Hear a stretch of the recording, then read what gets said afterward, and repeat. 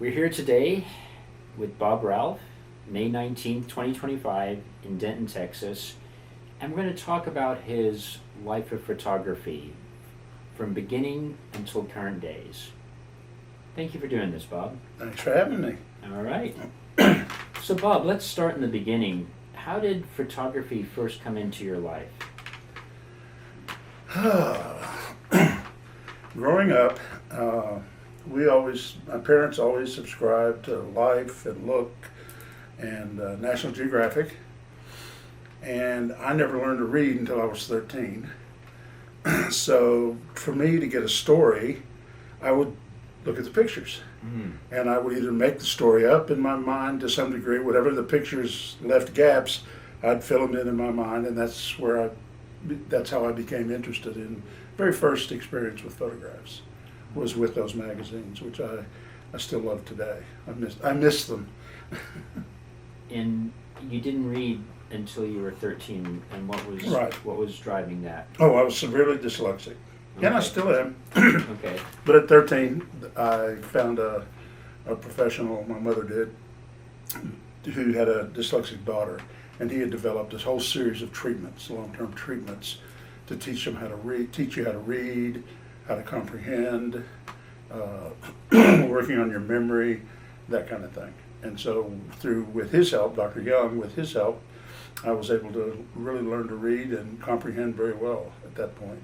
Still dyslexic, still can't spell because the order of letters in a word don't make any meaning, have no meaning to me, what order they're in. Just give me the first letter and the last one, and 9 times out of 10 I'll get the word. So. So tell me just a little bit more then about these Life, Look, and National Geographic photos, and what that experience was like, and because hundreds of kids, thousands of kids saw those growing up, but they didn't have the same impact that they had on. Well, it was my source for. Actually, it's kind of funny. My parents thought I could read when I was little because I would memorize the books that they read to me. Ah, okay. And so I could read. I'd turn the page and read what was on that page.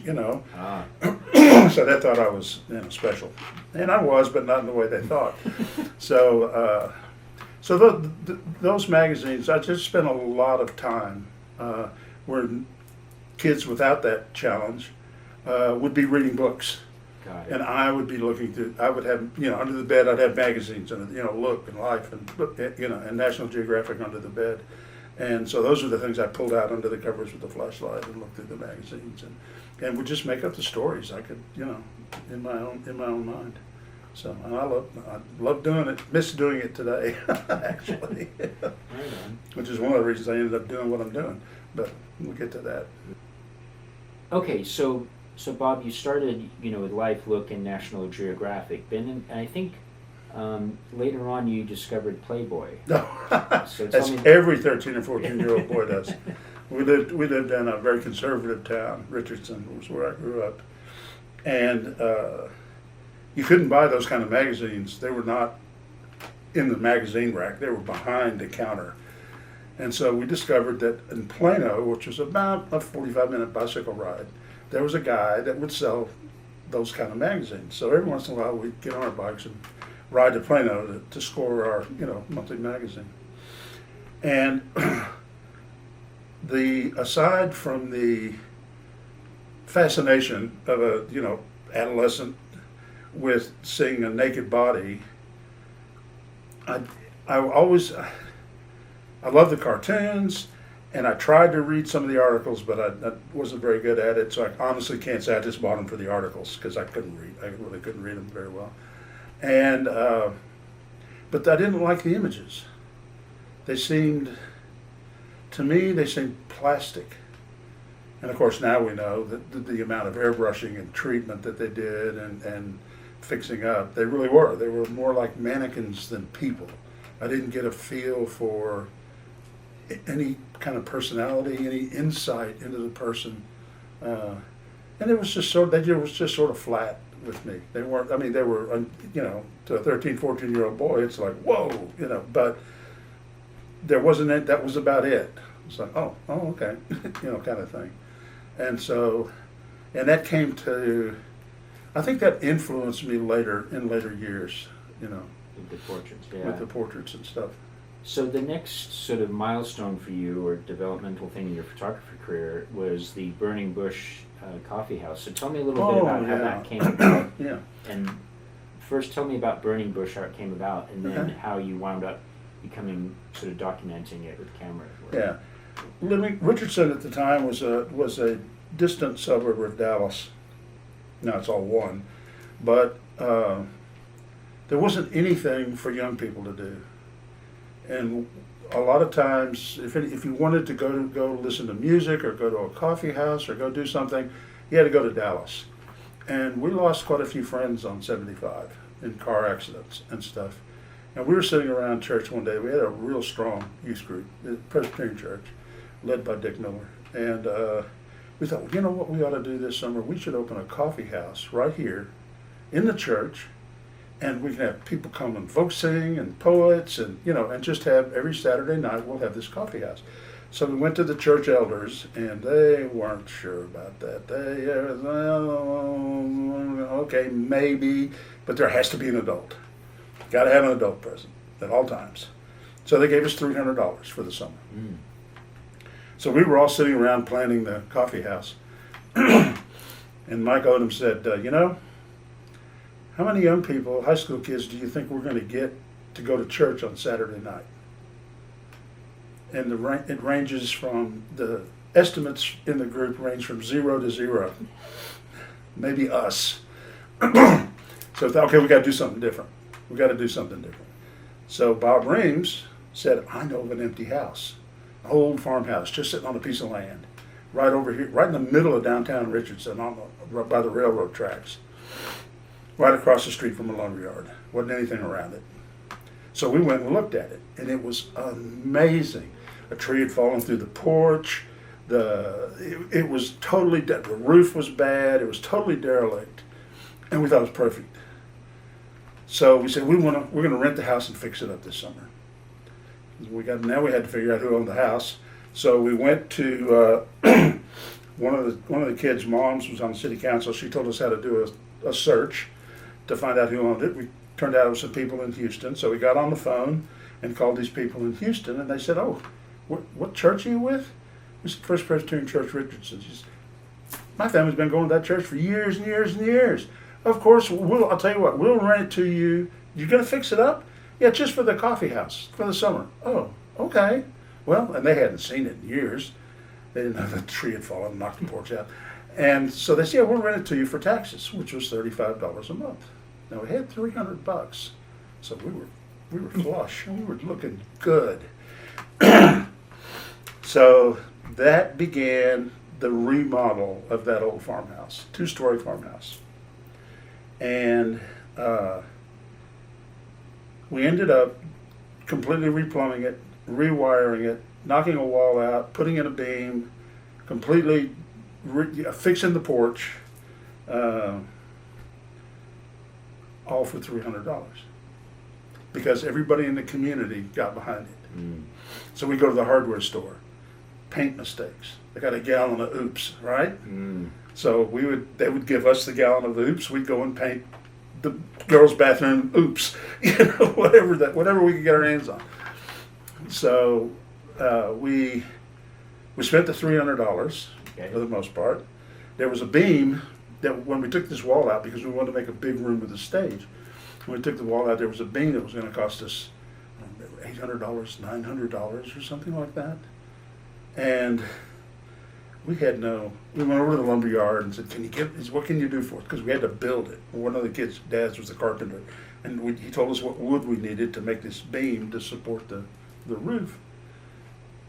And so we went to the lumberyard 2 or 3 times, and then on a Sunday, we were going up there to work on the place, and laying out in the front yard was all the lumber we needed for the beam. Wow. So it was things like that, time after time after time. Right. So we ended up opening. Wow. We charged the first two. We charged 50 cents at the door to get in. We had a folk singer come up from Houston for the opening night.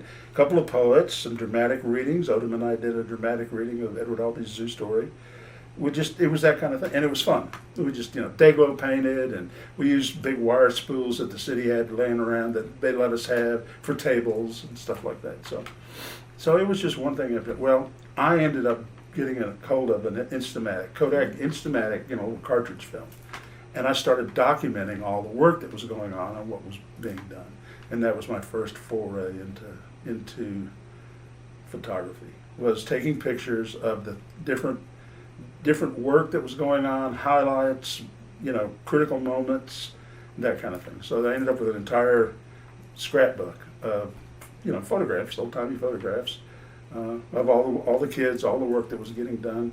And we always had a parent. Every night we worked. That summer most of us had jobs, so we'd go work our jobs, and we'd come home, shower, get something to eat, and go up to the coffee house and work until 10, 11 o'clock at night. Usually, always had a parent. Always had to have a parent. Always had to have an adult.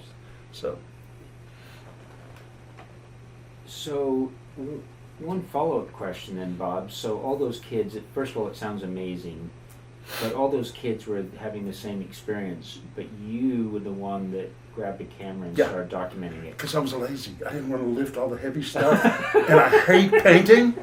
So I gotta look busy. I gotta be doing something, right? So I grabbed the camera and started taking pictures. Okay. Yeah, and we were on the front page of the Dallas Morning News. They had a big article about us and all of that. The coffee house went on for 3 years, 4 years. 2 churches combined to support it. They hired a youth minister to operate it. Oh, wow. And it was used every Sunday for Sunday schools by the different churches, and it was used, that way during the week for special events and stuff. I managed it my sophomore year in college. I went back on the summer and ended up being the manager of it and stuff. But we paid the church back their $300 on the second night we were open. What a success. Yeah. So Right. we gave them their $300 back, and they were like, okay. Wow, that's beautiful. Yeah.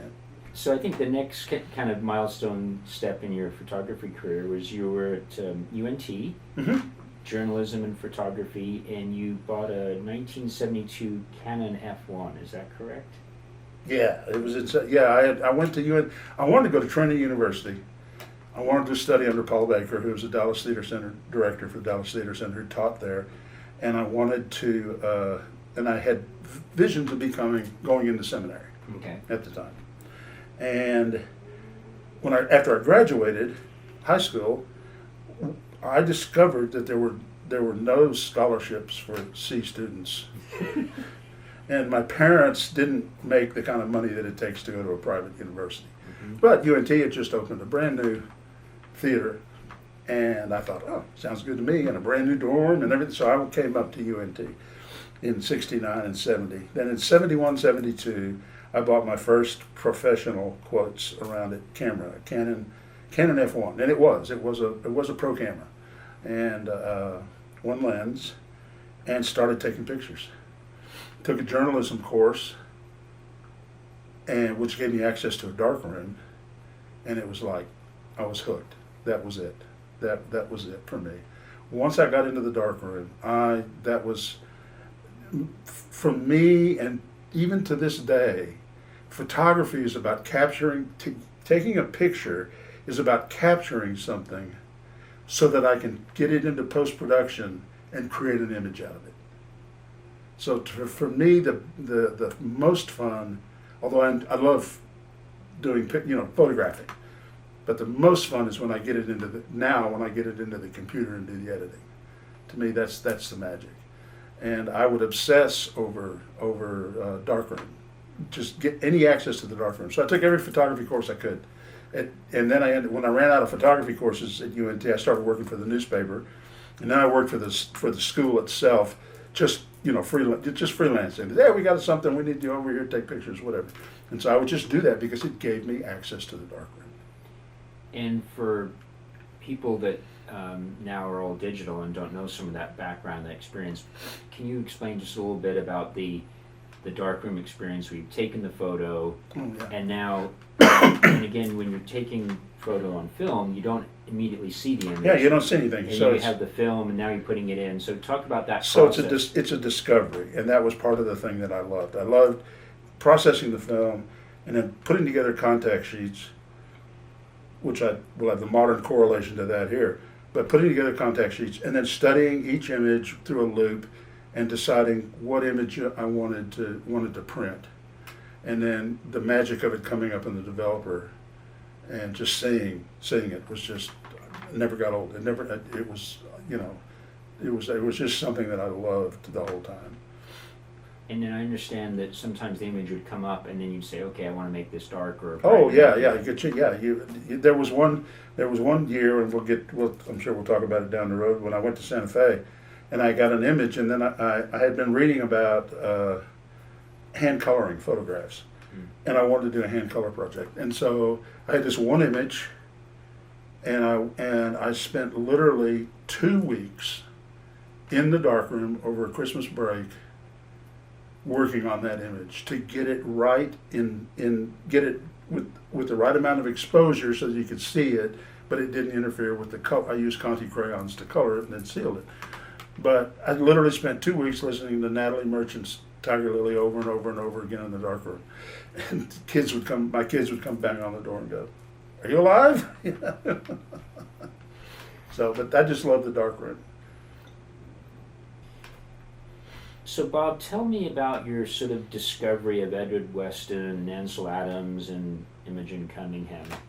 Oh, well, when I got that first professional camera, took that journalism course, I discovered Edward Weston, and then of course the whole F-64 group, which shot in the 30s, 40s, 50s, and that included Ansel Adams, and they shot in black and white, and everything I did was in black and white. I think up until 2003, I was literally a black and white photographer.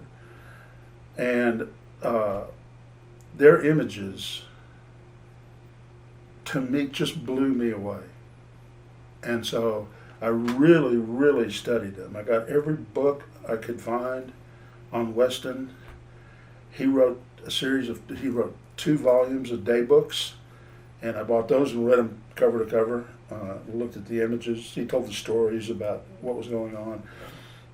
Excuse me. And it was a tremendous learning experience to see how people, to get that kind of insight into how people who are now very famous, whose photographs sell for tens of thousands of dollars, maybe even hundreds of thousands of dollars in the case of Weston and Adams, you know, to transpose myself back into that time and see what it was they were doing and how they did it. And it was so unique and so beautiful. And to me, it had such an impact. And I guess that's where I got the first place that I got the feeling that I wanted my photographs to not only be beautiful and say something about whatever it was I was photographing, but I also wanted them to have an impact. I wanted them to have something that I could show you the photograph and it'd stick with you for a while. And so, and I'm still trying to figure out how to do that. I'm on a path, but it's just been a lifelong goal to, you know, I want people to look and go, wow, you know, kind of thing. And so, but yeah, Adams, Weston, Imogen, oh my gosh, she was amazing. She walked around with a little rollie, took amazing photographs, all black and white. And she was a member of that group, the F-64 group, based out of the West Coast. And then, of course, I learned about Dorothea Lange, who shot for during the Depression, shot the migrant workers in California. And that's going to talk about some impact. Yeah, Migrant Mother is one of the most famous photographs ever taken. And so, so I just discovered all those people during that time. Wow. And it was constant learning, constant absorbing, constant soaking up those images and words, whatever words I could find.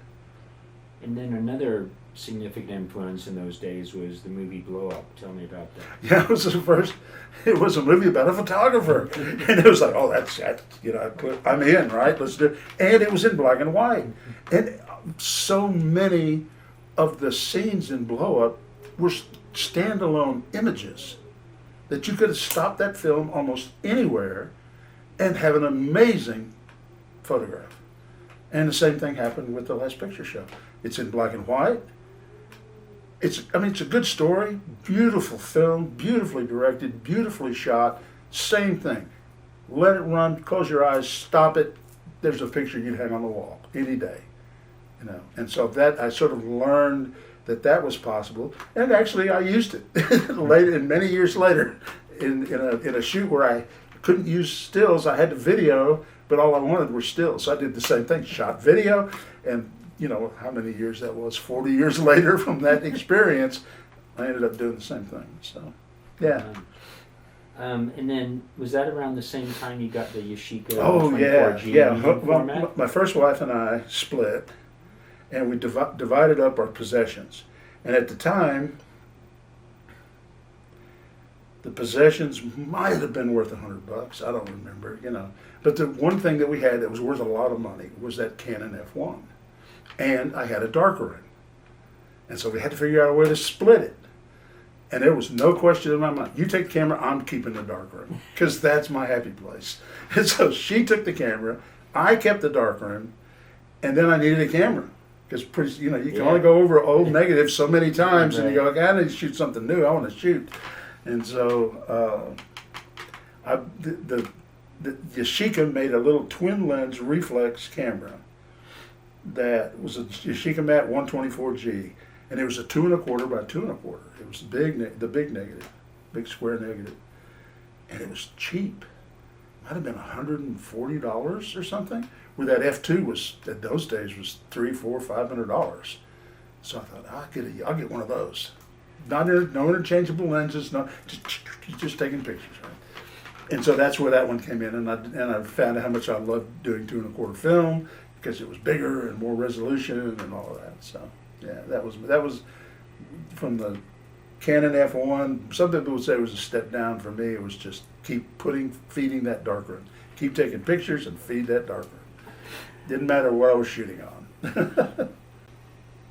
So Bob, I think one of the next turning points for you, I believe, was a figure project at the art department in UNT. Oh. And so tell me a little bit about that and what kind of came out That's of that. embarrassing. But anyway, so one of the photography classes I took was in the art department, and primarily they were teaching the students was how to photograph their art.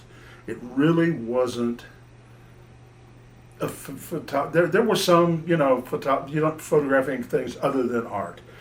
And so for my final portfolio review that semester, I needed to have a figure. Mm. And so a lot of people had taken pictures during drawing classes or painting classes, and I wasn't taking drawing and painting, so I never had access to the models. I didn't know who they were. I didn't know who to ask.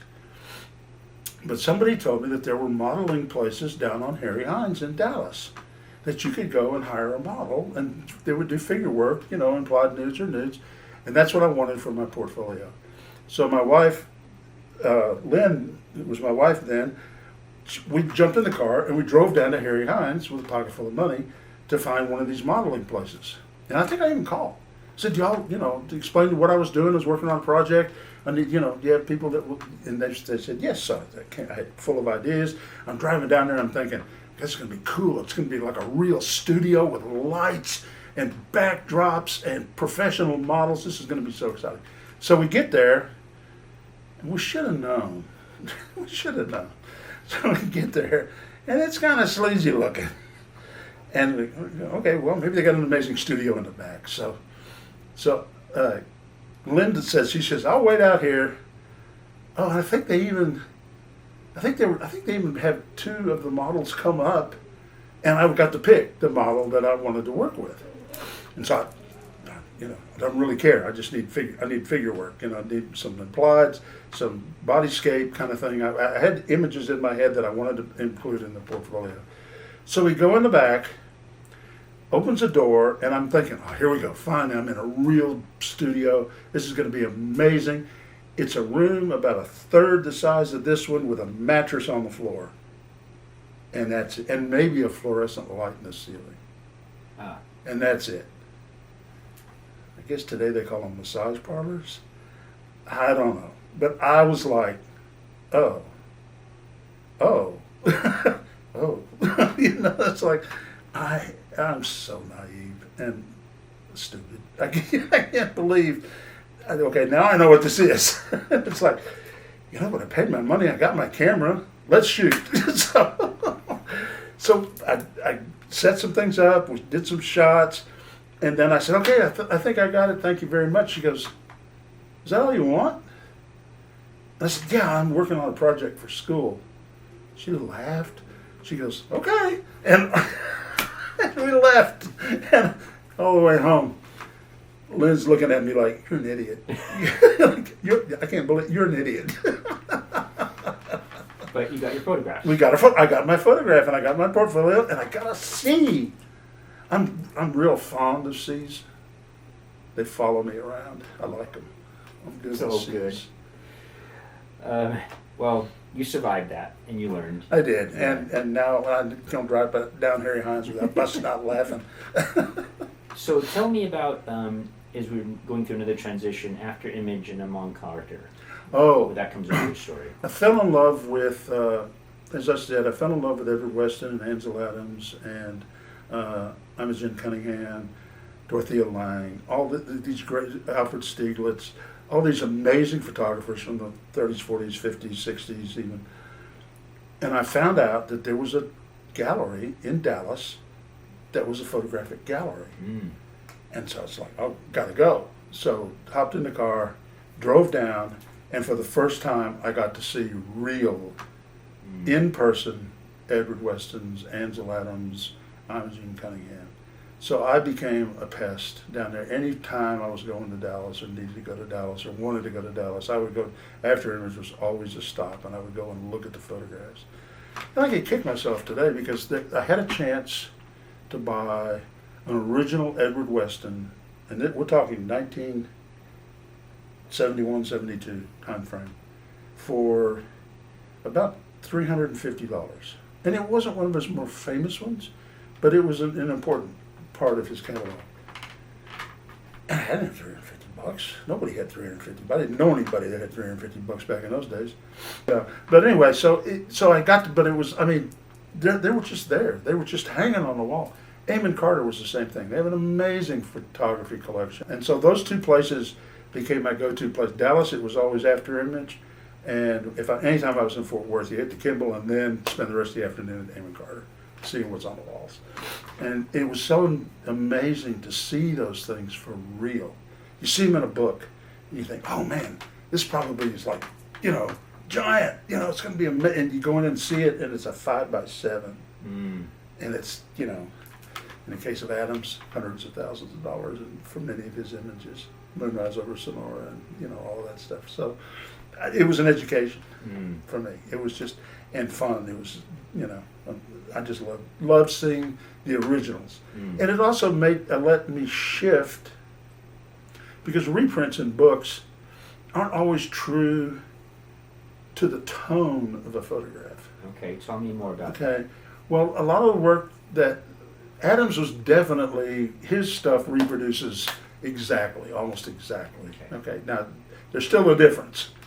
But as far as tone goes, many of the images of, especially early images of Weston and Imogen, Stieglitz, they're toned kind of a brown, almost a sepia. Oh. Okay, but they're often reproduced in books as black and whites. Oh. Grayscale black and white, because that's easy to print. Right. It doesn't cost as much. So that was an awakening too. It's like, just to see those in their original, how they were, printed by the author, printed by the photographer. So, Bob, 80s and 90s, you kind of segued into doing just more family portraits and family snaps, like a normal kind of, average, not average, but just a normal photography. Yeah, I would I would go to the hardware store and buy hardware store lighting, and I did buy a roll of paper background. I could only afford one, so I bought a black one, and that still stays with me today. And I would shoot the kids as they were growing up, and take pictures of Ellen. She hated being in the shot, having her picture taken. And then I would take, the neighbors would come down. They had neighbors that had triplets, and they would come down and we'd take pictures of them. And so I was just doing that kind of stuff. We'd go on a trip or something, I'd take pictures. And so, but for the '80s through the '90s, I was just like a family portrait photographer, family picture photographer. And I took some portraits. I took some that are that made it into the portrait book during that time. But again, it was, I had my own darkroom at the house, and I was anytime I had a chance to take a picture to get in the darkroom, I'd do it. So there's the whole notebooks full of negatives, big binders full of negatives from the '80s through the '90s. And so that was going on, but I also understand that you also started doing some body work during that time. Is that correct? Oh, okay. Actually, it was the first body work I did, not counting Harry Hines. Right. But then you continued in a different way. So tell me about that transition. So after the Harry Hines experience, because I was working anywhere I could to take pictures. I ran into another guy that took pictures, and he had somebody that would model for him. And so we set up, and her name was Julie Odom, and we set up a studio because at that time I was managing, assistant manager of a dorm. And so I had access to and actually it wasn't really a dorm in those days, it was a hotel, it was like a motel for visiting people coming to the university campus. So I had access to all these empty rooms. So we pulled stuff out of one of the rooms and set it up as a photography studio and shot in there quite a bit and shot a lot of, that was the first time I was really shooting where I had control of the lighting and everything else. And, I would have to say that all the images are bad, not very good, but there was something there that clicked for me.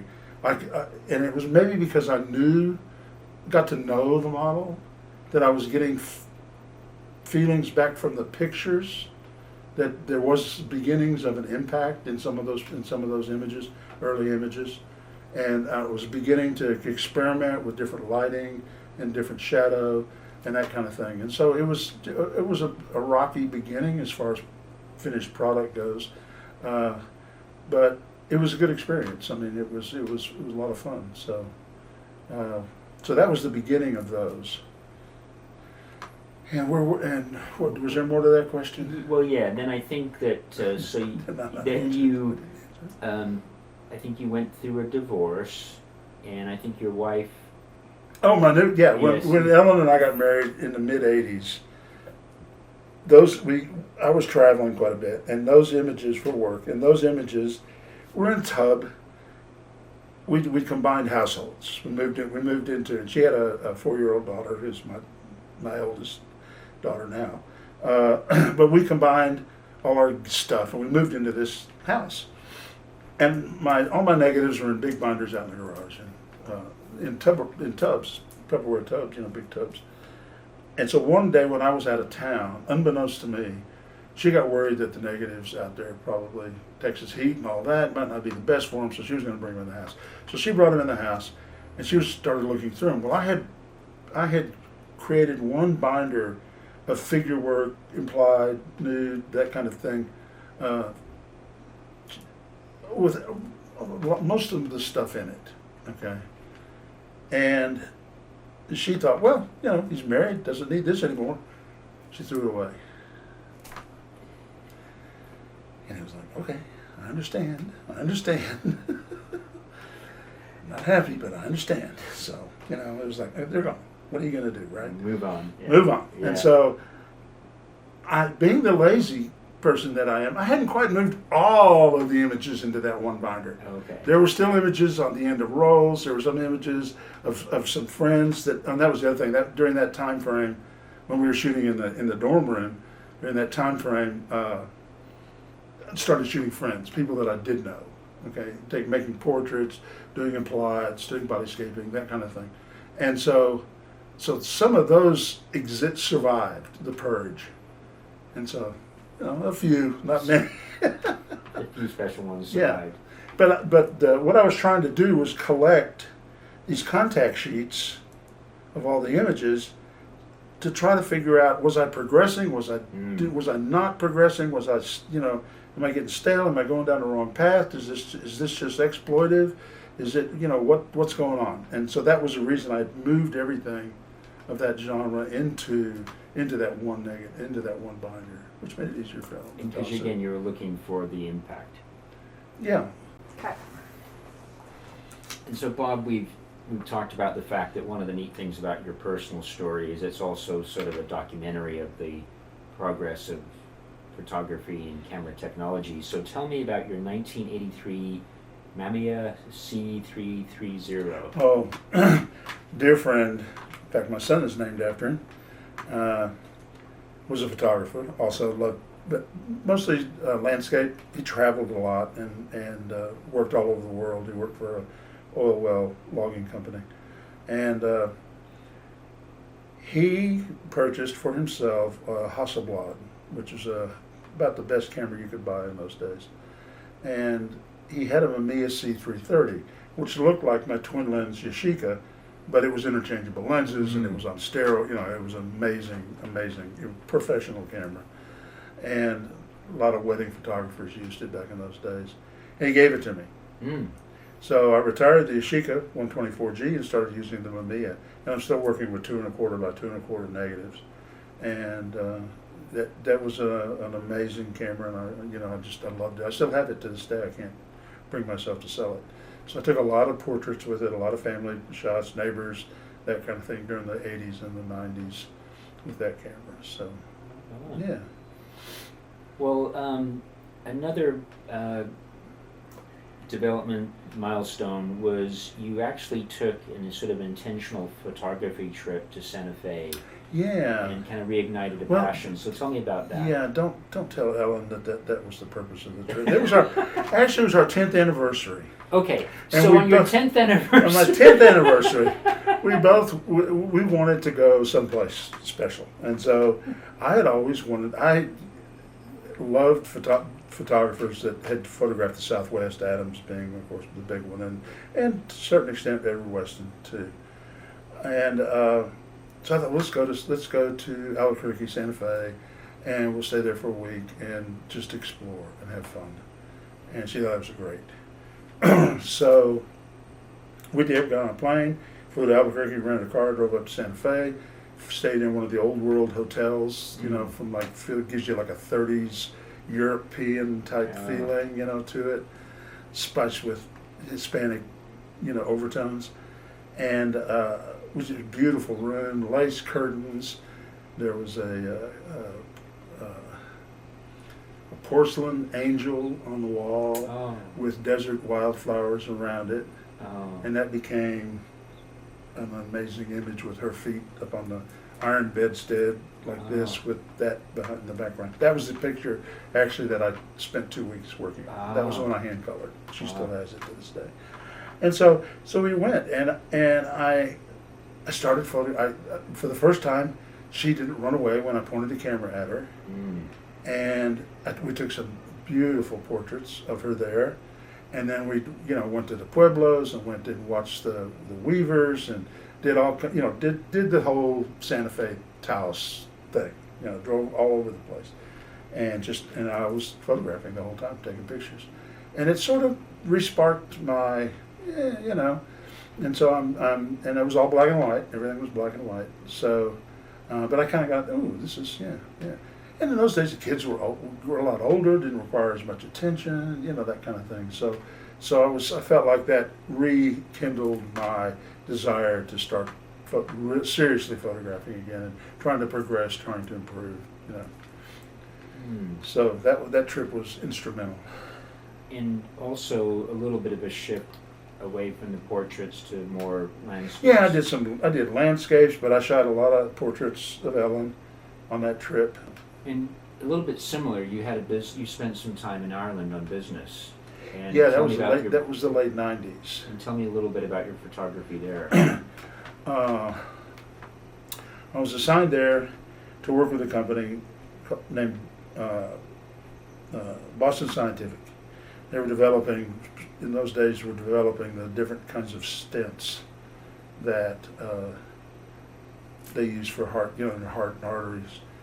And they had a stent, they call it the Roto-Rooter, that would literally had a They'd run it up your artery, and it had a vacuum tube in the middle, and it looked like a roto-rooter thing on the, and they literally would go in and scrape the plaque off the inside of the arteries, and the vacuum cleaner would clean it up. Well, they were quote unquote manufacturing it in Ireland, in Galway. They had set up a manufacturing facility. In those days, Ireland was very welcoming to businesses, and they were having trouble. And usually the trouble begins with what the engineers drew, what the production people can build. And so I was sent in there to insert myself between the design people and the engineer and the R&D and the production. So how do we translate what you guys are doing over here into what these guys are capable of doing and with their equipment and their environment? So I was there for a while, but I was mostly very, very busy with work. Okay. I'd stay there for 6 weeks and come home for a couple, and then back for 6 weeks, come home. So I was commuting back and forth. Stayed right on the bay in the Gulf, on the west coast of Ireland. It was just magical. And I would drive around. Every once in a while, I got a chance to explore the different areas and the different things that touristy type things that you see over there. And at some point, I bought a camera, probably when I was home. It was a film camera, and it was a point and shoot. It wasn't anything fancy. And so I just started carrying it with me and taking pictures of Ireland. And most of them weren't very good, you know. But there were 4 or 5 or 6 that I thought were worthy. And when I left Ireland, I vowed that I wanted to come back and I wanted to shoot. I wanted to do the whole island, and I wanted to shoot the island, and I wanted to shoot it in black and white. Mm. And so I didn't know if I'd ever get back there. Right on. So, Well, another huge thing for you then was work took you to Sri Lanka for an extended yeah, assignment. right. And then that was a big change, bringing in color. Yeah, for the first time. So tell me about that. So my company gave me an opportunity to run a program in Sri Lanka with the largest largest business on the island.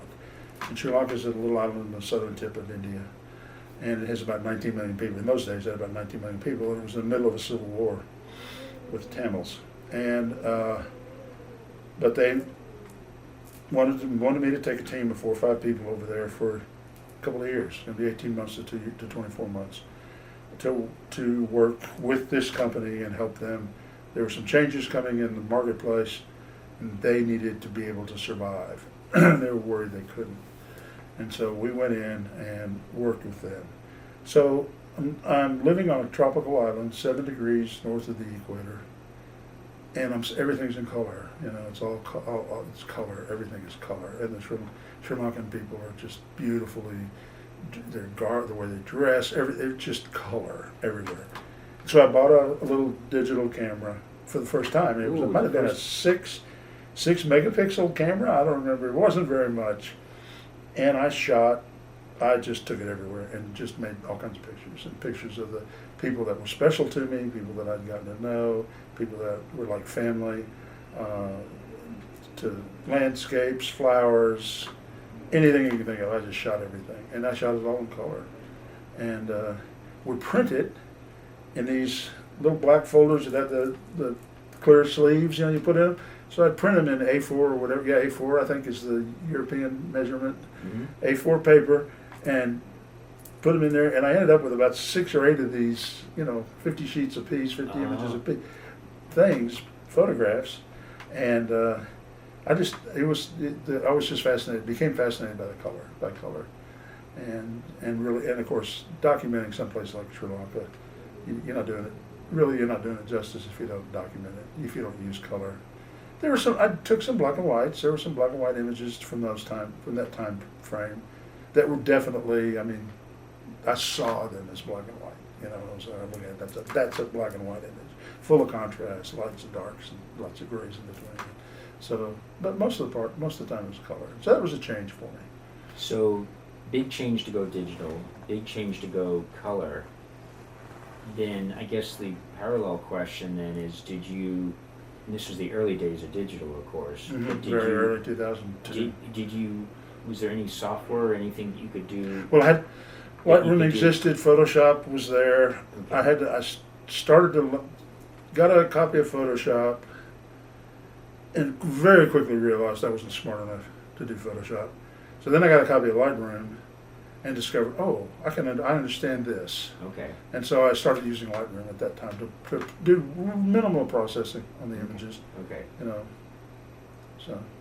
So that left me, you know, that became my darkroom. Okay. So I guess then, and one more question then, because, and I'm not a photographer like you, but I understand the process just on a minimal level. So there's the composition of the original photograph, and then there's what you can do with it in post-production. And I know initially when you started this, in this journey, the post-production part of it really fascinated you. Yeah, engaged you. it still does to this day. It still does to this day. But was there more emphasis, which, I don't want to put words into your mouth, but was there more emphasis on the composition of the photographs because you couldn't do that much in Lightroom, or was it just kind of equal, or was it? No, it very quickly became the same thing as film had become. I was taking images so I could get them into the post-processing Okay. and see if I could create something that had impact. It was, you know. Okay. Now, of course, you know, you want the better image you start off with, the shorter the distance is to, you know, Yeah. to getting something nice. Not necessarily fabulous, but nice. And so, you know, I was just learning, experimenting with color in those days, the different, you know, color tonings and the different palettes and stuff that you can use. And so, yeah, and so it was, but it was definitely back to the darkroom. Now, much of the images I took there required almost no processing. Right. So, I mean, I learned to, when you shoot film for so long, you learn to get it in the camera. Mm-hmm. Do is get as close, and it's only when the camera can't give you what your vision is or what you want that you really start pushing processing in post production. Right. So, you know, so I've always been wanting to, always felt like I needed to get as close to what I had in my head that I wanted in camera, plus a little extra all the way around. Because Right. sometimes you got to crop, sometimes you got to Right. move, you know. So I'll generally shoot what's called shooting wide a little Yeah. bit when I shoot. That So makes it sense. gives me some space to play. So that's a segue then. I wanted to kind of talk more higher level, for lack of a better word. So one thing you told me that photography became a constant in your life and a way you communicate with the world, and it's a way you try and add something beautiful to the world. So tell me a little bit more about that as a driving force. When I got back from Sri Lanka and I had that body of work, I really kind of knuckled down and started really taking pictures, started trying to create things. And during that time frame, I was taking pictures of family, still taking pictures of family, still taking pictures of the kids, so their kids' friends, neighbors, you know, that kind of thing. And I was beginning to understand that for me, the portrait is what I love. I love photographing people. I focus on the eyes, and what I'm looking at in the camera are the eyes. That's what I've clicked into, because that's what's going to communicate to me. That's what's going to reveal what's going on inside, what's going on in their head. And so I sort of began to understand that about portraiture during that time frame. So Bob, you've mentioned a couple of times that one of the driving forces is you want to have an impact, you know, with this photography and touch people. And I'm curious because I know it can be very hard to be, as an artist, to be subjective about your work. So there's the impact that you have that when you're seeing a photograph, how you say, okay, this is impactful to me.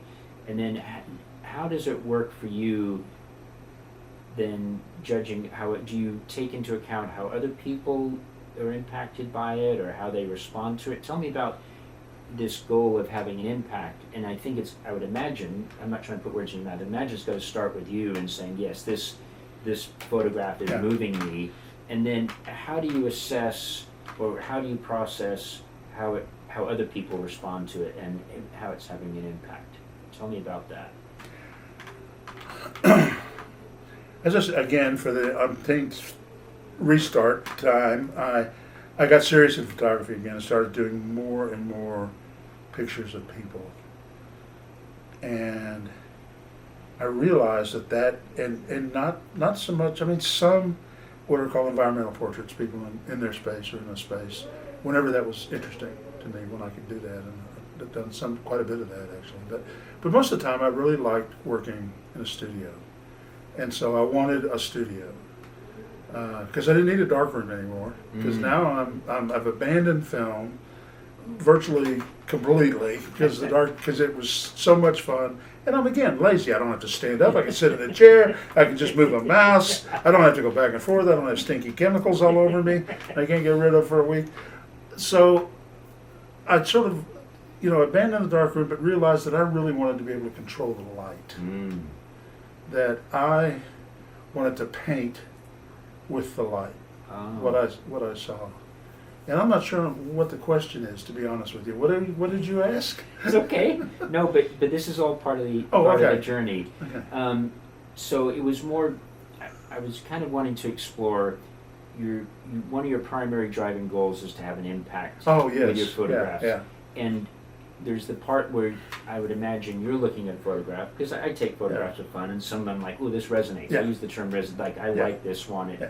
But then what's been your process or your experience where other people see your photographs, and to what degree do you judge the impact you're having on how other people respond to your photographs? Okay. The reason I take photographs is for me and for whoever it is I'm photographing. Okay. The subject matter, the person. The person, the model, the person. And it's always collaborative now. Okay, so we're kind of leaping ahead a little bit. My daughter-in-law, Christy, I was saying something about that I had found a place on the square that I really thought would be cool to do a portrait, like an environmental portrait in. And she said, "Oh, I'll do it." And so I went, "Cool." So we did. We went over there. I took a couple of pictures, and she was like, "Oh, that was fun," And then I said, "Do you want to do it again?" And ultimately, we ended up doing a monograph of my daughter-in-law. So all over Denton, all environmental pictures. Oh, there may be there's some studio stuff in here, but it's mostly just environmental portraiture, where we put her in unusual places and did portraiture. And so that became the first monograph. That's why I put that note in there. That was the first monograph. Okay. And then you were mentioning it's about the interaction with the person. So how did she respond to this? She loves it. She loves it. Absolutely loves it. And what I didn't pay attention to at the time was that what she also loved, she loved the final images. But what she loved was the experience of doing it. Yeah.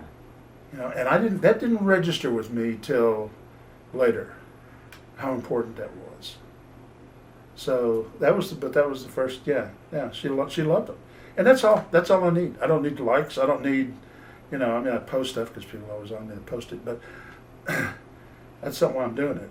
I've never charged. I've never charged for a tiny couch. I've never charged for any of my photography. I just don't. That's not why I'm doing it. I'm not. So it's about the impact it's having. I take it back. There's one series that I with the gallery, but we're getting close to that. Yeah. So okay. But it's about the impact it's having on the person that you're photographing in that collaboration. Absolutely. I've had a dear friend who I've tried to get in front of the camera for several years. She's a musician, singer-songwriter, amazing. And I keep saying unbelievable beauty there. And so finally she agreed to sit down, and we did a shoot. And she had a great time. It was fun. So I said, well, let's get back together in a couple of days. I'll process the pictures. So I processed the pictures. She came back over. She looked over my shoulder as we were going through them on the computer. And I look over and she's crying. Mm. She said, I never knew. I can't believe that's me. Mm. Wow. That's, You know, I mean, what else? yeah. What else? What else can you, you know, what can you hope for in your wildest dreams? Yeah. And I can honestly tell you that's not a isolated instance. Mm-hmm. There's a whole bunch of people that, after we finish with the session, I shoot people multiple sessions a lot of, very rarely do a one-off. Mm-hmm. Usually I'm doing multiple sessions with people over a period of time. And, you know, the images keep getting better and better and better. The more I know them, the more they know me. The collaboration. It's like I'm working with somebody now that I have one idea. And I said, you want to come over and help me shoot this idea? And she says, sure. And she comes over and she's got 2 giant bags full of stuff. And she throws them on the floor over there, starts digging through them, and we end up doing 6 or 8 or 9 different shots, you know. And at some point, I'm just like, okay, I'll push the button. Right on. So that's the kind of work that I like to do. I don't necessarily, I don't mind. It's not that I don't mind. I try to tell people what I have in mind. I'll do storyboard or, you know, a little collection of photographs that are similar to what I'm thinking, you know, to give to people. But then I'm down for whatever they come with. Me too. So Bob, there was another phase of your photography career where you got into high dynamic range photography, Yeah. and you took photographs of Denton, which became a book Yeah. and a gallery. So tell me about that Yeah. story. I don't remember how I met Warren. He was the owner of Oxide Gallery, and I did. And he was always looking for new artists to represent. And he saw some of my work somewhere, somehow. I can't even remember how. And he wanted me to be part of his gallery and represent me. And in those days, there was a new technique that was way overdone. But it was new. Nobody had ever seen pictures like that before. And so I started shooting using this high dynamic range, which is 3 or 4 or 5 or 6 different exposures exposed at different levels and then combined together to create these crazy images. And so I have an example. So I went around Denton taking pictures of Denton and getting them printed. I had a printer in Boulder that I used that I liked. Prints would come to me, I would mat and frame them, we'd hang them in the gallery, and we started selling a lot of this kind of work. So it was that kind of oversaturation, over contrast, just over the top on everything. That's not done anymore. Okay. But in its day, nobody'd ever seen anything like it. So I ended up selling a lot of those images at the gallery, and there were maybe a dozen that were selling over and over and over again. And that's what I was, my photography, I was working full time, of course. In those days I was teaching school. And my photography, the time to take pictures and process things just kind of went away, because anytime I had to work on photography, I was working on stuff for the gallery. I was, you know, he was saying, I need another picture of the courthouse, I need another, you know, another of this. Stuff was selling over and over and over again. So I'd contact my printer in Boulder, stuff would come in, I'd mat, frame, take it to the gallery and hang it in the gallery. Then there were the gallery shows. You know, I had to be there to schmooze. I'm not a big schmoozer of people, but I tried. Which is funny considering the work I did for all those years. But so that became, photography became that. It became the gallery. So at one point he suggested that we do a book. And so that was the book. And it sold. I think we printed 50 copies the first time, and then there was another printing, and I can't remember how many we printed on that one. But the book sold. People bought the book for a ridiculous, hideous price, in my opinion. But anyway, it sold. But I got tired of it. And so I told, he was making some changes. His situation was winding down. He was displaying in the restaurant that we had at the time, that Ellen and Stephen had, that he was just, we set up a gallery in there, and a lot of his stuff was coming over to there, and I just sort of backed out of it. I was like, okay, I'm tired. And that the novelty wore off. Everybody that might have bought something had seen it, and maybe bought something or decided they didn't like it. And so it was just, stuff wasn't selling, and so I just said, no, that's cool, I'm gonna go back taking pictures. And so that's kind of what happened with the gallery. But it was a good experience.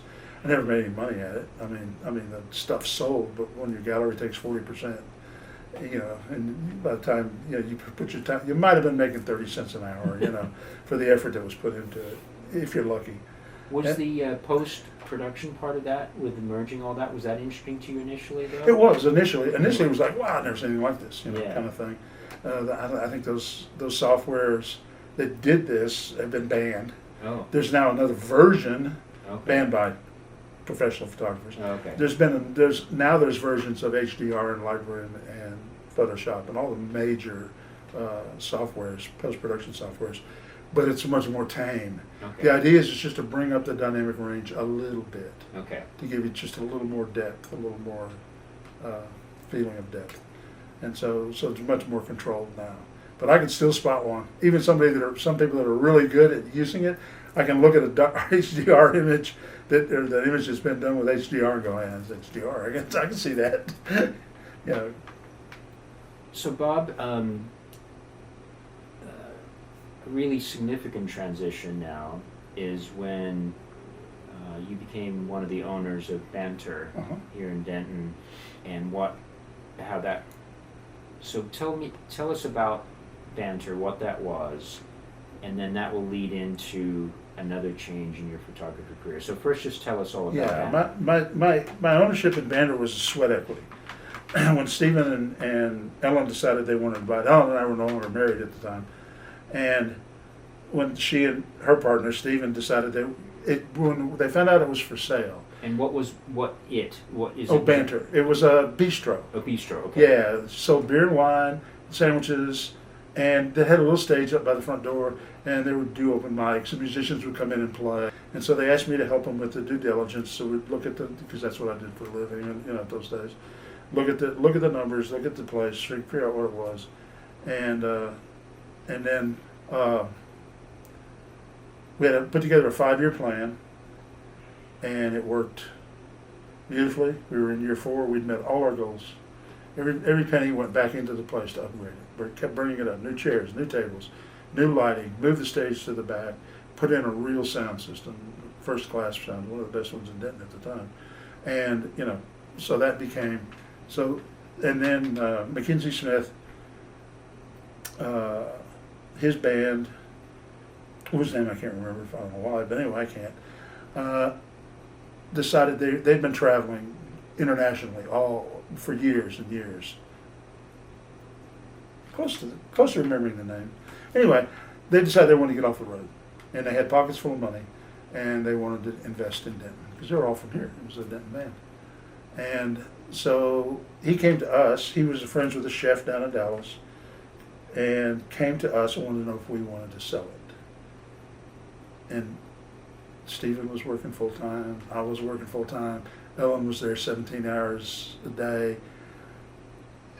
It was doing fine. It was making money. Everything was good. But the money was going back in. So we never taking anything out of it. Everything went back into it. And we kind of looked at each other and went, yeah. It's time. It's a lot of work it's a young person, let me put it that way. And Stephen and Ellen and I wouldn't be considered young, even then. So we sold it, and it's now 940 Cafe. So, and Mackenzie owns it and put that in and really changed the whole thing to fine dining as opposed to the bistro and beers and stuff.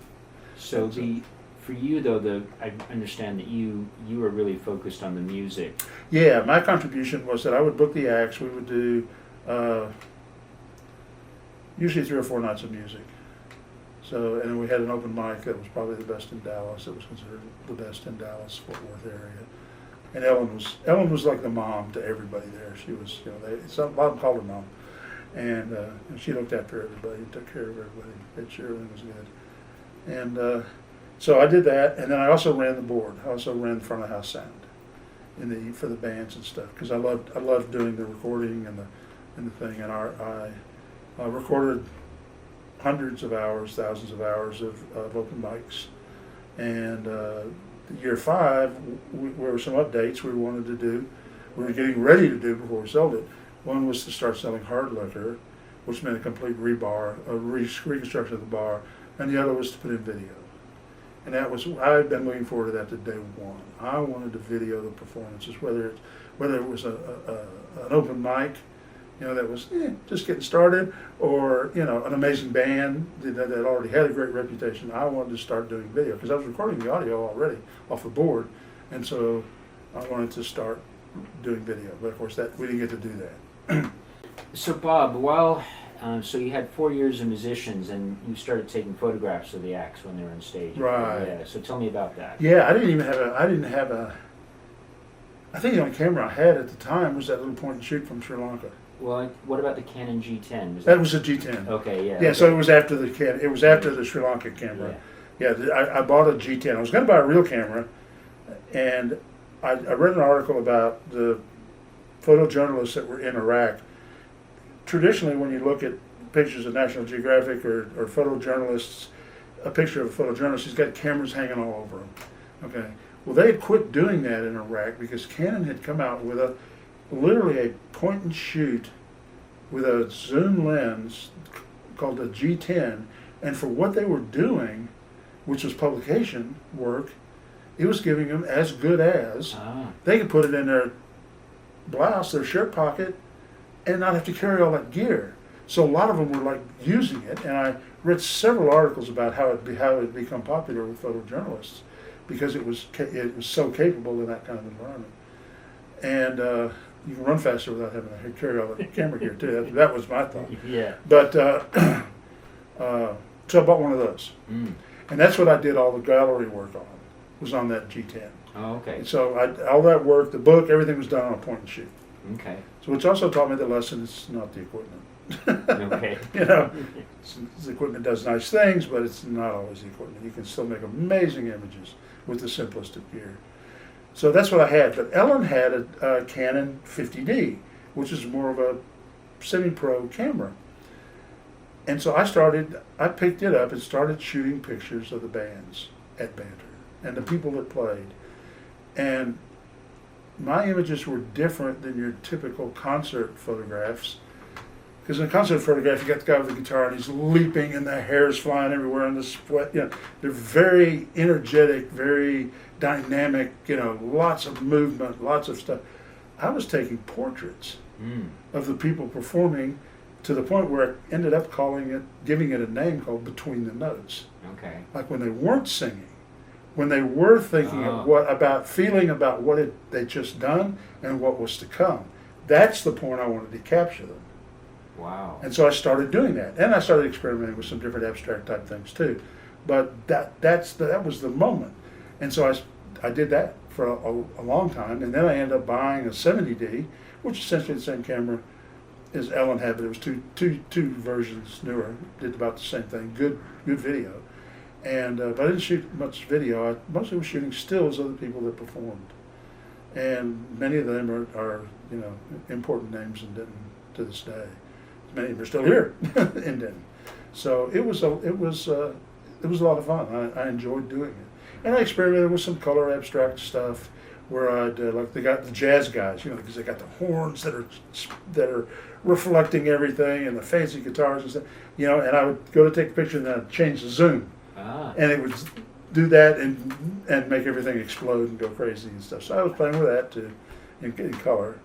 But mostly I was shooting, and I shot in those days. I shot everything in color because you're shooting either RAW and JPEG, so I'm always getting the color. So I would convert a lot of it to black and white afterwards, and discovered several different softwares that I liked using for converting to black and white, and liked working with. So yeah. So the musicians were focused on their music. Did you share any of or show them any of their portraits? Oh, sure. Oh, we had a wall. And as you came in the door, there was a huge wall. Well, I don't remember I want to say 18 or 20 foot ceilings. Okay. So you had this one wall as you came in, and I made portraits of the people that played there, Oh. and just filled that wall with pictures of the people that had played there, and all of the same style, a little sepia toned, that kind of thing. So getting your name on the wall getting your picture on the wall was kind of a big deal in those days. Wow. So. And how did the musicians react to that approach of not the classical, the hair flying like that? Oh, they loved it. They loved it. Yeah, Different. because those were the kind of images that ended up on the wall. Right on. So they were like, whoa. And, Cool. Yeah. So sold Banter in year 5, and then there's another transition where you now kind of morph into videos and musicians. So tell me about I that. have this. I'm sitting at that time. When we closed it, sold it to McKinsey. I'm sitting on an archive of recordings. Now, if you've been hung around open mics, you got to kiss a lot of frogs. Right. But then every once in a while, somebody like a Matt Grigsby shows up, or an Ellie Meyer, or Stephanie Unch, whose name I couldn't remember the last time, shows up. Yeah, and just peels the paint off the walls. Jesse Fry, So I had a lot of recordings of these people, and I had all these pictures. Huge archive of pictures of the people that had played there. I didn't know what I was going to do with them. So we sold the place. I was still teaching school because I'd given up on the corporate world. I was so tired of working for making other people money, me making money. I wanted to make a difference. I wanted to do something different. So I ended up teaching. I taught for 10 years as middle school science and math teacher. I went and got an alternative certification and did that and loved it. And people ask me today, what did you used to do, before retirement? I said, I'm a retired school teacher. That's what I'm probably the most proud of. So anyway, so I'm still teaching. And it was about maybe 3, maybe 4 days after we sold it. I'm sitting in here on that couch going, where'd the music go? It's like, oh my God, it's over. What happened? Right. And so I'm thinking, got to do something about that. So I called up my friend, Don Doggy, and said, hey, you need somebody to run sound for you? Yeah, you want to run sound for us? I said, okay. So I started to run sound for him. But that was every 2 or 3 weeks. They'd get a gig. I'd run the sound. And it still wasn't, there was, where'd the music go? Every night I was doing music. I was on the board recording, mixing for the bands on stage. And I thought, you know what? Before everybody scatters to the 10 winds, I'm going to invite half a dozen of the musicians that are really outstanding musicians and songwriters. And we're going to just record them here. So then I got some video. So whenever I'm going, where'd the music go, I can look at a video. So I had that Canon 70D, one. I had a little, like you would use in a classroom, Sony digital tape recorder, but I got all the adapters and stuff so I could wire a microphone up to it. And so Ellie Meyer came over, I think she was the first one. She sat here and sang. We recorded her. Recording's not that good. The audio is anyway. Audio's not that good, but anyway. So, and I learned that it's like I don't care how bad the picture is if the audio sucks. So the audio was yeah. And then Matt came over, and Matt Grigsby came over. He was one of the next ones, and Billy Ratcliffe, and Tanya.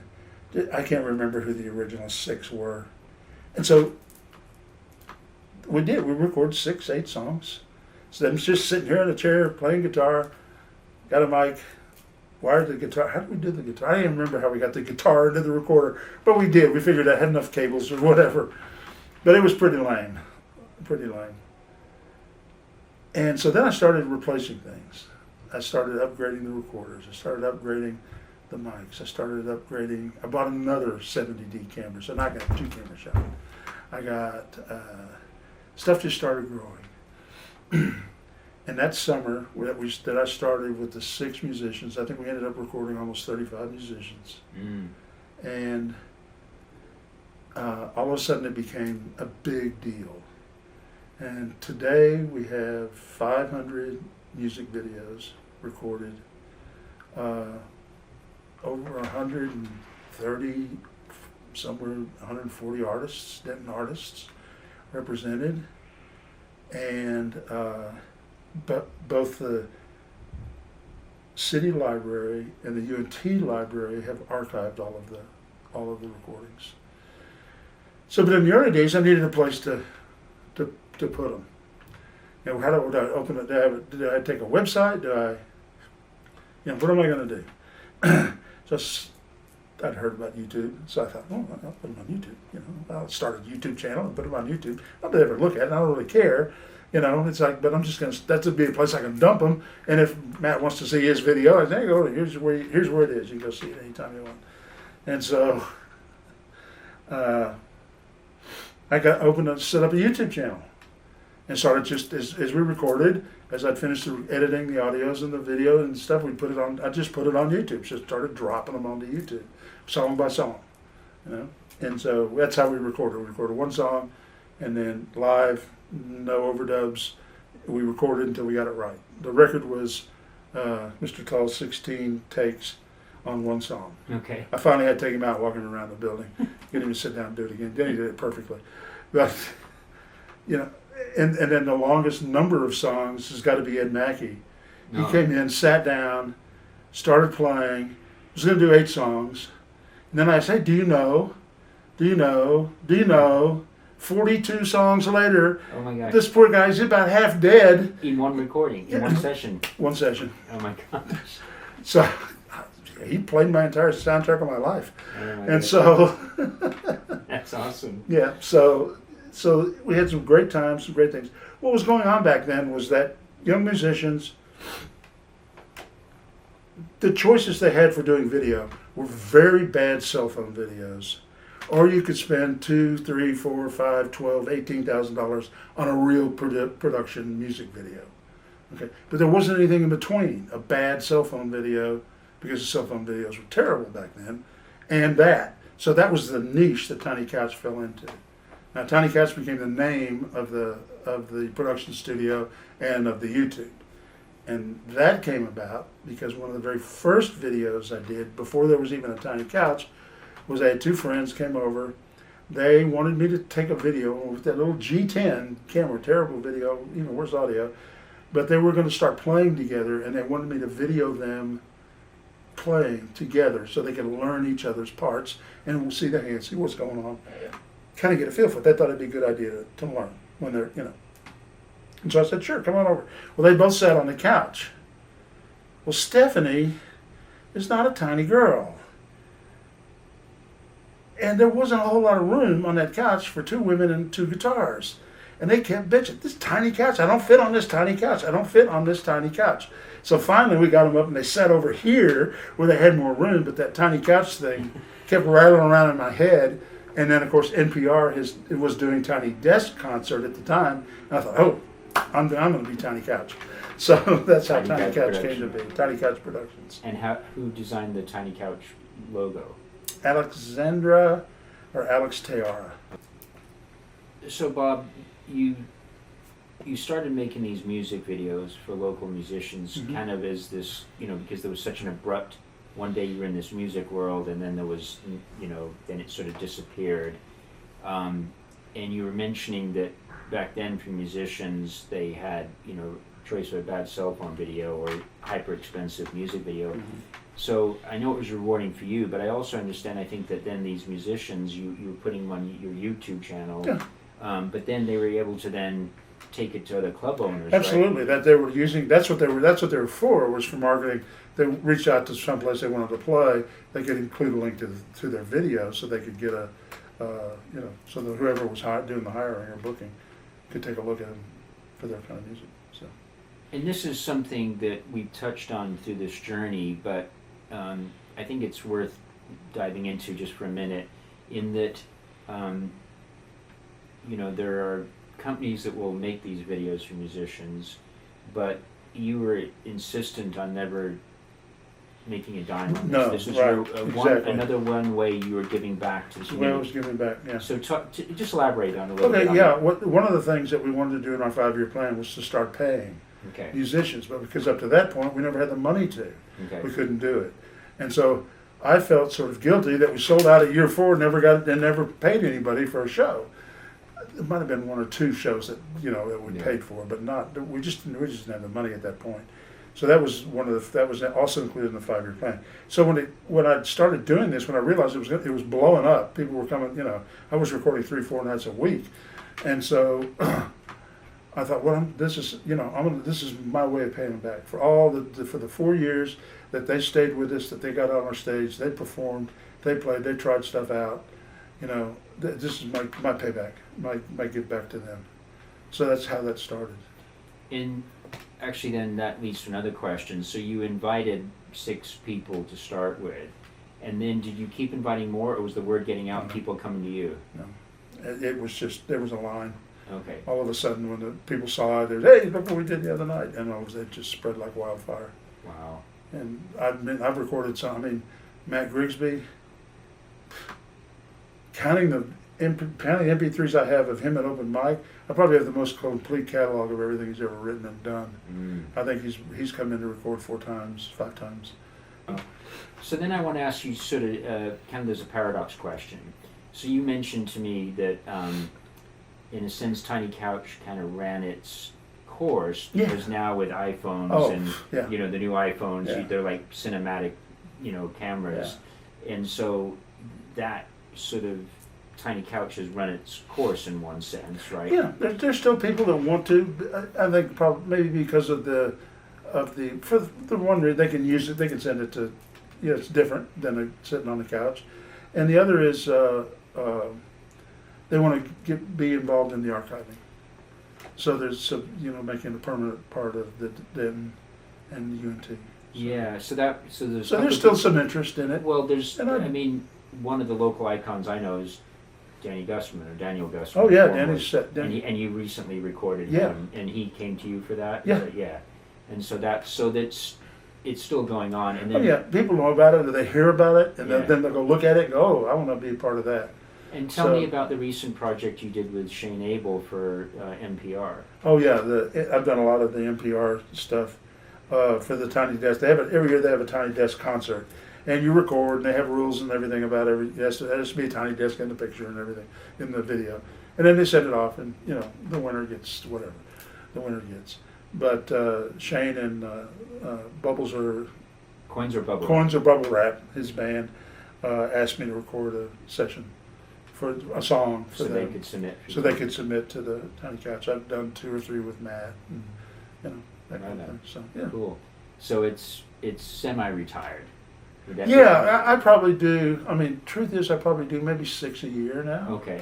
All right. Kind of, Yeah. slow down to that. Yeah. Maybe 5, 6 a year. It's still. It's It still- comes up in a conversation. So I'm saying, oh, I've been wanting to do that. Well, let's transition now and go back to photography, Okay. and tell me about discovering Trish at Andy's. Okay. I after all the work that I did at the gallery, with the gallery, which I loved, what an amazing experience, quite an honor to be, represented and sell, even got several commissions out of it.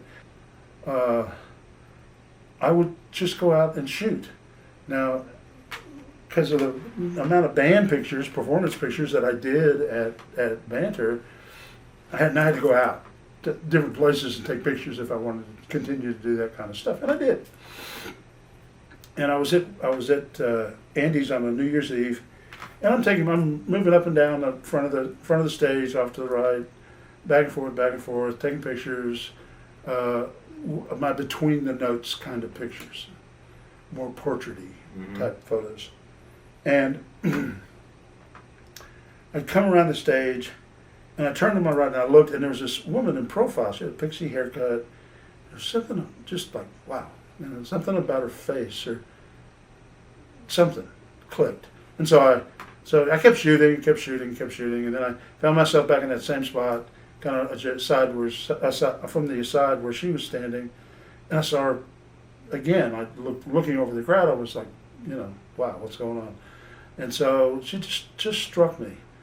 So I think the third time, went away, came back, there she was again, swung the camera around, took her picture. That was it. Took from like a profile, 3/4 profile. So that night or the next day, whatever it was, after I processed all the pictures, that one was in the group. And I'd worked it, into maybe, I don't even think it was, might have been color. Probably, I think it was. And so, looking at it, and I'm going, yeah, okay, I'll throw it in the batch that I'm going to post. So I posted it up on probably Facebook or something. And somebody tagged it with Trish Kennedy. And I went, oh, Kennedy. I have a dear friend, Miranda Kennedy. And she has a sister. I'll bet you dimes to dollars that's Miranda's sister. So I get on the phone. Miranda, I want you to introduce me to your sister. Sure. Why? And I said, well, she was at a show New Year's Eve, and I took her picture, and I would love to have her come sit for a portrait. There's just something about her. My sister's spent the holidays in Chicago. She's not in town. And I said, yeah, Trish Kennedy, right? She goes, no. She starts laughing. She goes, no, that's not my sister. My sister's name is Shelley, or whatever the hell it was. And so she said, but I know Trish, I'll introduce you. Okay. So she did. And in the person, in the meeting, I'm still going, I got to photograph you. I've got the eyes, something. I've got to. So I said, would you be interested in sitting for a portrait? She said, sure. So she came over. We did a series of head and shoulders type portraits. And you said 32 years? No, 2 years. 2 years, And okay. 35 sessions, photo Wow. sessions. Wow. We ended up doing together. And she would drag people in. And then those people would come and drag other people in. And before I knew it, I had all kinds of people wanting to do portrait type stuff, or in bodyscapes and nudes and figure work, anything, whatever they wanted to do, wherever they felt like. Now Trish really liked exploring the bodyscaping and the nude stuff, but she was also we did some crazy photo shoots, smashing up a car, day glow paint with UV lights. That was with Stephanie. And usually it was two or three people would come to the shoot, but she was always bringing new people in. She'd show them a picture from the last session. They go, oh, I want to do that, and she said, all right, come on, I'll call Bob. We'll set it up. And so that's sort of how that whole thing grew and grew. And then at some point I figured out. Well, she ends up moving to Olympia, Washington. She and John, and Now I've got this giant archive of Trish and friends, thousands of photographs, 35 sessions. Yeah, thousands and thousands and thousands of photographs. Okay, well, I'll throw that into the archive of the Vander pictures. I'll put it over on that drive over there. Interesting. And then I came up with the monograph idea. And Christy worked. Did we already cover this? Well, we talked about the Christie, but let's Okay. talk about the term monograph was Yes. new to me. So, Bob, you talked about the term monograph, and I wasn't familiar. So, Uh-huh. just tell us about what the monograph is, and then about this idea, and combine it with this idea of taking all these images of Trish and her friends and turning it into an actual book. Tell me about that. Yeah. So a monograph is a collection of works that are something in common. Each work has something in common. Okay. It can be the look of it, the toning of it, the contrast level of it. You could call that a monograph, probably loosely call it a monograph, but most of the time it's referred to as a person. Okay. So you've done an complete body of work of a person or a thing. It could be a tower or a building or a church. Do a monograph of a European cathedral. all the same church. Different pictures, different everything, but it's the same church. So that's what it was. So with Trish, I realized that this archive is growing. So I said, okay, I'm going to go in. One of the things that I missed about working in the darkroom was working on contact sheets, Okay. where I had all the images that I'd taken, and I look at them with a loop, and I pick out the ones I like, and then 2 years later I go back and go through it again and find different things or whatever. I miss having it in my hand. Mm. I missed having something tactile and I also like prints. Prints can be expensive, and so I thought, you know what I'm going to do? I'm going to do a monograph of the best 100 photographs that Trish and friends we've done up to this point, and Emma and a lot of people in it, and so that became the first book, the first monograph. Okay. Of that group of people, and this is volume 1. There are 3 volumes, so there are 300 of what I consider to be the best images of that work experience, and they're just. And I always tease about, in my old age, I'm going to be sitting in my rocker, and I'm not going to want to be in front of a computer screen. I'm going to have something tucked that I can hold in my lap and look through and remember who these special people were in my life, and and the images and the photography, the journey of photography. So that's and back when I was with the gallery, when I left the gallery, I promised myself that I was never going to monetize photography again, anything about photography again. And that I was just going to shoot for myself, and that when I retired, I was going to devote. That's what I was going to do with my life, was take pictures, photographs, and that's all I wanted to do. And and I don't know if there's a legacy feeling to that. I'm sure there is, but they're for me, and for the person that like Tiff was here yesterday. We're going to put a book together for her. So. Yeah, that's what I've done for the last 4 years. So, a couple of follow-up questions then. So what was it like when you got Trisha's first book in your hands? I know you'd assemble it digitally, Yeah. and then you send it off to be printed. Yeah. And what was it like when you got that tactile book in your hand? I got 14 of them. So it must have been good, right? Yeah. No, it was a missing piece. It was a missing piece of the creative process that I loved so much, that I was doing so much with. It was like, oh, okay. Yeah. Yeah. These are the best. These are the best of the best for that group. Right. Now you compare this work to the work I'm doing today, 4 years later. This is early days. And that's okay, because I can look at this, I can look at volume 2, I can look at volume 3, I can look at, one of and see the progress that I've been making and where I've gone, explored different things and stuff. It's just a record for me to sit and look back and enjoy. Right on. So. And using Trish as an example, how did she react to the fact that you created a book about her, a monograph? Oh, she had to have one. So yeah, absolutely. Yeah. We made one for her for sure. Right on. And yeah. So if I understand, you've got, and all of these books have 100 images is the standard, right? Yeah, that's the maximum that this particular book type from Adorama Printique will hold is 100 images. Okay.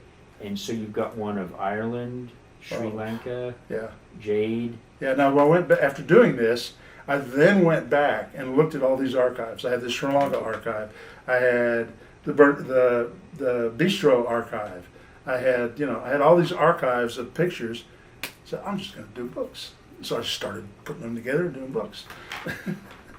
And you have, what, 14 now? Or I think it's 14 or 15. 14 or 15. 1, 2, 3, 4, 5, 6, 7, 8, 9, and a whole bunch over there on the shelf. Could be closer to 20. I lost count. But anyway. And so many of them, like Christy and Jade, are of people. Yeah, they're monographs of people. Now, in Jade's case, she had an album release party.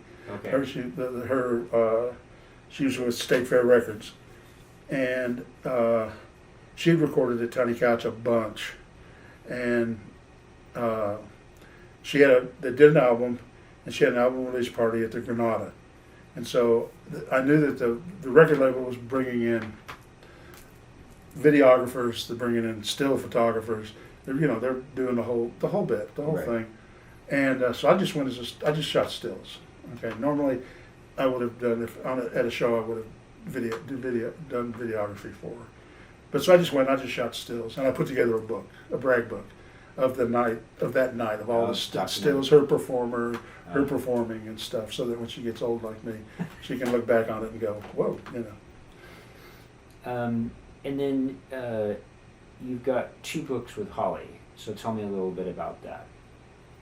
So Holly was, I seem to discover muses. Okay. Trish was a muse Okay. in the classic sense. She was so creative, so inspirational, so supportive. I come up with a crazy idea. Oh, we were going to do a bathtub shot with candles. She's like, yeah. She never said, anyway, she never said, that's a terrible idea. She would go into it and make it amazing. And so the muse is someone that you can really collaborate with. Yeah, creatively. somebody Yeah. that will contribute. Yeah. And like Holly was a muse for sure. We did some amazing images. Some of the best work I've ever done. And it was the same thing. Super creative. Super ready to try something. We both have always wanted to do an underwater shoot. Independent of each other. It was like she'd always thought it'd be fun to take pictures, do underwater shoot, ballet type, with fabric and doing that kind of thing. And there was an album came out that she loved with this band she loved, and on the cover was a woman underwater, wrapped with obviously dead, with a rope wrapped around her neck and a diamond ring, and she wanted to reproduce the album cover, but she never told me what we were doing. So we go to the pool, and she's doing this, and she look at the back of the camera and go, no, that's not it yet. And so I go, okay, and finally she described to me what it was she was trying to do, and we started nailing it. Well, and then we were going to do a bunch of other stuff, more ballet with the fabrics and stuff. We did that, and it just, to be able to work with somebody like that, that's so creative, that's so willing to try and be a part and help create something that's like beautiful, or impactful. That's a privilege that you don't often get, and to have it happen twice in my life, and I think it might be happening again for a third time, which is like, that's unheard of. To be that lucky, to be that fortunate to have somebody to work with, that's like that. So, yeah. And then tell me, you've got 2 books that are a little different, the portrait book and the hands book. So tell me about the portrait book and the hands book. Well, the hands book came about, that's this one here. The hands book came about, I was a member of the spoken word group at Yellow Dog.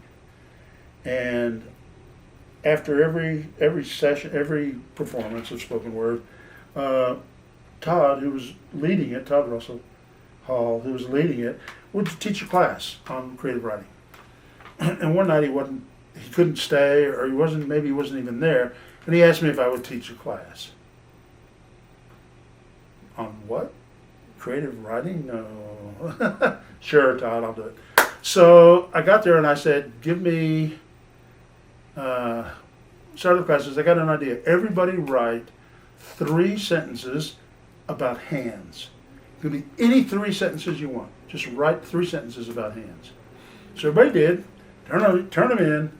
So then I went home that week and I wrote a poem, a piece, using everything that they had written, incorporating it in. Not necessarily their words, or not word for word what they said, but what if somebody talked about healing hands, I would use it. Somebody talked about what is it like to feel dirt for the first time. I incorporated that into this giant poem.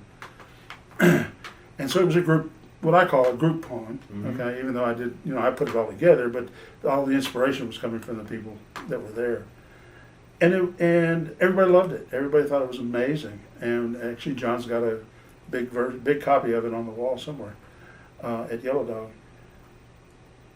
But I started noticing hands. Mm. I'd taken a picture of a friend's mom with her hands like this.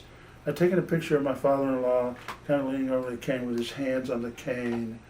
And I started noticing the hands because I'm always looking at the eyes. Mhm. It's like I'm looking at the eyes, and I started realizing how expressive and how much the hands can tell you. And so then I started going back through my photographs. Mm. And also, anytime anybody came over for a shoot, I did a little session of hands. Okay. Okay, we'd come up with hands. And so pretty soon, I had an archive full of hands and a particular treatment or formula the way I processed them. So that became another book. So it was a combination of shooting hands intentionally, but also then going through Calling back through, because there were places where there were hands that that fit that collection, Yeah. that Wow. genre, so that I was able to work with. And then the portrait book, in some cases it was a collection of people you'd shot, and then there was sometimes people. Yeah, you can't. They were candids, right? Your version of candids, almost like between the notes, right? No, between the notes is I know the it's different, candidates. but I mean, you were in the portrait book. I know there's one particular photograph that. Yeah, okay. All right. There's a candid in the book, and it's a view. Yeah, okay, right. But No, there might be two. Okay. But no, mostly those were studio shoots Okay. because I can't afford to do a book like this for everybody. Right. And I may not have the amount, but I also have some amazing pictures, what I feel like are amazing or important to me, of one-offs. Of maybe we did one session or two sessions, and not enough there for a monograph. Right. But certainly I wanted a book of people. And then I also reached all the way back to the early 70s Mm. from that Canon F1 camera that I had done some portrait work with, and all the way up. So I pulled some from the archives to sprinkle in and around. So that became just my portrait book. It's all black and white. So. Right. So Bob, we're going to talk a little bit now. You've got multiple projects, works in progress. So we're just going to kind of touch on them briefly. But you have of all the projects, you've got one that you feel may be your new muse. Mm-hmm. Tell me about your work you're doing with Emily. Okay. Emily asked me she's just graduated from fine arts at UNT, fashion arts photographer, or artist. She works with fabric artists. And she had done some pieces that represent disability that she has, or disabilities that she has.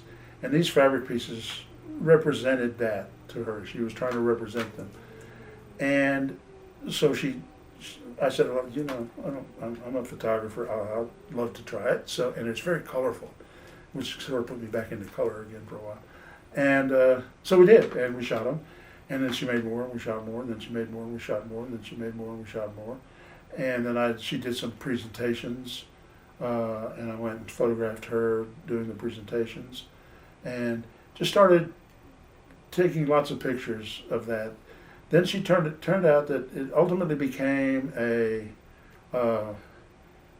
project for her now called Visibly Invisible,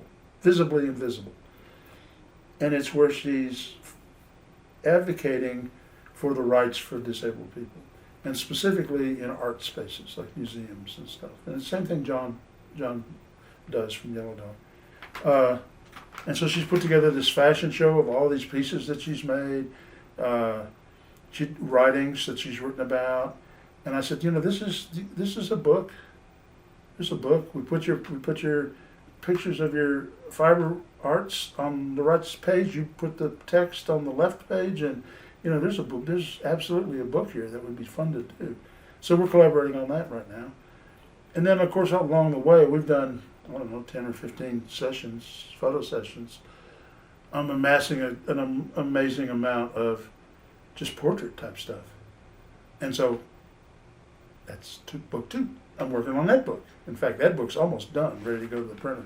But so there's these two things that I'm working with her there. And then is the other thing her sort of like, weren't you working on projects of the day in the life of a disabled person? Is that one of those? Is that a third project you're doing with her? We're adding that into the Visibly Invisible project. Okay. Okay. And then just elaborate a little bit on that shoot, like where you were shooting her around town. Oh yeah, we went. Just environmental portraiture around town. Her doing stuff. We shot some things at her apartment. That was the day in the life of kind of like what is it like to get up in the morning with the kind of challenges that she faces and the pain that she's in, and a lot of representational type things. You know, pictures of her sitting on the bed doing her weaving, doing her fabric work, just that kind of thing to add to the overall book. Yeah. Okay, got it. Yeah, and then she has, I think she's had 8 or 10 models that are modeling what she's making. Okay. They're all wearable art. Okay. And they when she gets something done and finds a model for it, they come over here, put them in black on black, and then she fits the thing to them. Then we photograph them here. So those are the pictures that'll end up being in the book. Wow. So. That's amazing. So tell me about the Hennessy project you're doing with John Bramwood. Oh yeah. One of the things I've always had a tremendous amount of respect for, but know very little about. Excuse me. Is the world of commercial photography, especially ad, and fascinating. I'm not sure that I would be any good at it, but fascinating.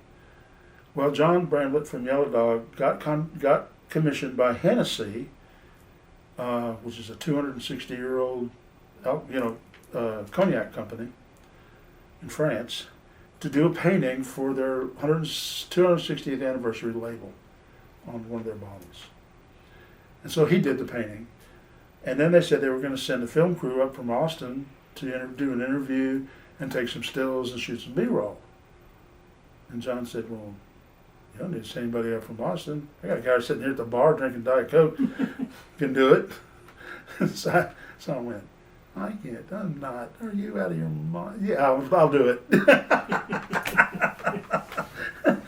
Because it's not due till September. I don't think it's coming out till September. But anyway, I figured there's enough time. If I screw it up, Roy, they can still bring that film crew up from Austin. So I told John I'd do it. And we did. We did it. And they love so far, the only feedback I've gotten is they love it. Mm. So, yeah, so that was an experience. That's a world I'm not sure even younger me would be capable of playing in. That's an amazing, amazing world.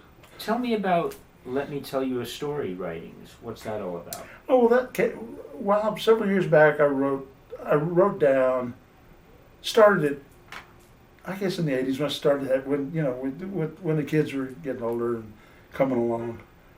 And I thought, I'd tell stories whenever it was Thanksgiving or Christmas, and after a few years, you see the eye rolling, oh my God, no, he's not going to do it again, is he? We've heard that story 1,000 times. So I said, all right, screw it, I'm going to start writing this stuff down. So I just wrote down my story in the form of stories that I experienced. Right. From a Spitwad War to being called stupid by a second grade teacher in front of my mother, on and on and on. So I just wrote all these stories down. And then, fast forward to now times, and I was just going to leave it for the kids, the grandkids, whatever. Hey, you ever read Papa's stories, they're easy. And so the spoken word, discovered at Yellow Dog, I discovered that, as you did. And I got up and read a few of those stories. People seemed to relate to them and like them. And so I thought, oh, interesting. And then there was a situation in my life that prompted a whole flood of writing. Just, stuff pouring out, right? And so, and I'd read some of it at the Yellow Dog, and everybody go, they liked it. So I then took all of that from that time frame and added it to the book, to the storybook. So that's now the book. I think that you saw. That's the book that I'm leaving for the kids. And we'll see. But yeah, I think that's the one I'm leaving. And if I write anything else, it goes in the book. So I don't write that much. I'm not a disciplined writer. I'm much more disciplined about my photography than I am about writing. But occasionally you sit down and stuff just comes. I don't know from where. I mean, Well, it just comes out. I think you have a good storytelling style. I mean, Spitwad, the ones I've heard of Yellow Dog, I really like. Yeah. They're very engaging, and I do think it's a good project. Yeah. Yeah. So I keep working on it. So Bob, tell me a little bit more about your landscape work. Yeah, I don't do much landscape, but some of the images that I took back from Ireland in the late '90s, and I swore I wanted to go back and take pictures, and take them in. I wanted to do them in black and white. So, had an opportunity. A dear friend of mine, he's a retired school principal, wanted to go to Ireland to do genealogy research. I said, I can drive. And so we went, and we spent 2+ glorious weeks doing genealogy for his family, and then we spent an entire week down in Galway where I had lived and learning about music. And I made, I don't remember, 14 or 15 music videos in the pubs of the performances in the pubs, and I took pictures the whole way. And when we got back, I did a book on Ireland. This one right here. And it's mostly landscapes. There's some portraits in there, some people, that we met and got to know. And I printed 2 copies, and I gave him 1 copy. He looked at the book, and he looked at me, and he looked at the book, and he said, "You're the only person I know that would spend a small fortune going to the land of 1,000 different colors of green and take black and white pictures, you idiot!" And for months, he would introduce me. This is my friend Bob. He went to Ireland, took nothing but black and white pictures. I let it go for almost a year, maybe a year and a half. And anytime it came up, all you had to do is say, hear Ireland on the radio. He goes, "I can't believe you spent the whole damn time there taking nothing but black and white." And I never told him I had color. Never said a word until I came over to his house one night and handed him the book, the same book, but with all the color photographs. Oh my gosh. Oh my gosh. So then we went to Big Bend, and the same thing, landscape photography for the most part. Guess what I did? I shot it in black and white. So, and I gave him the color pictures. That's awesome. But yeah, and it became a book. I really like the old, and that's from my Ansel Adams, Edward Weston landscape type stuff that they were doing. Those are when I see a landscape, I oftentimes will see it in black and white. So, yeah. Yeah. So it's a genre I'm not very good at, but I enjoy doing it. I like being out and doing that kind of stuff. So. And messing with your friends. And messing with my friends any chance I get. Very cool. So Bob, I want to thank you for today. Thank and you. for anybody watching this, this has been a part of Bob's journey through life with an emphasis on his photography and video work. I think it's a great historical document for a particular time in the history of the world where photography technology changed. Bob's lived through it and guided us through it. And it's a really beautiful testimony of a man's character, a lifetime of giving back to people and collaborating creatively with people and leaving an amazing legacy. Thank you, Bob. Thank you, Mark. I appreciate it very much.